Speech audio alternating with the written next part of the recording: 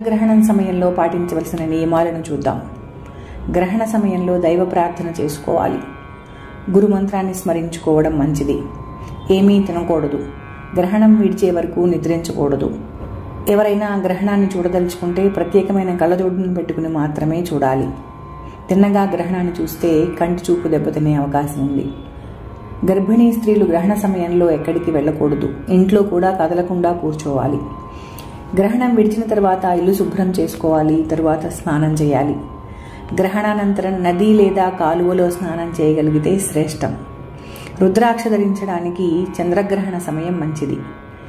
గ్రహణ సమయంలో పాదరస శివలింగాన్ని దర్శించుకున్నట్లయితే ఆర్థికాభివృద్ధి ఉంటుంది, అనారోగ్యాలు నశిస్తాయి, ఎలాంటి కలతలు కల్లోలాలు దరిచేరవు అని పెద్దలంటారు.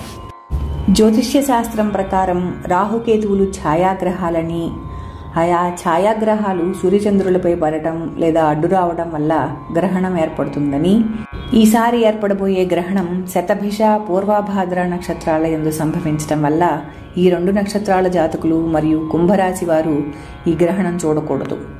సమాజంలో కొంతమంది నాస్తికులు గ్రహణ సమయంలో పాటించవలసిన నియమాలను గురించి ఇదంతా ట్రాష్ అంటూ కొట్టిపారేస్తున్నారు.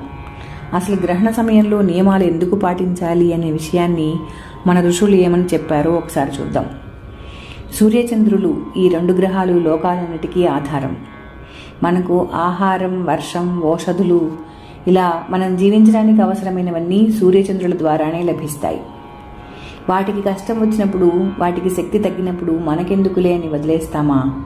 మనకు సహాయం చేసిన వారికి తిరిగి సహాయపడే అవకాశాన్ని అందిపుచ్చుకొని గ్రహణ సమయంలో పారాయణ జపతపాలు చేసుకుని పొందిన శక్తిని సూర్యచంద్రులకు ధారపోసి వారు తిరిగి శక్తివంతులయ్యేలా చేయాలని, ఇది ఒక ప్రకృతి ఆరాధన అని ఋషులు మునులు ఈ నియమాలను ఏర్పాటు చేశారు.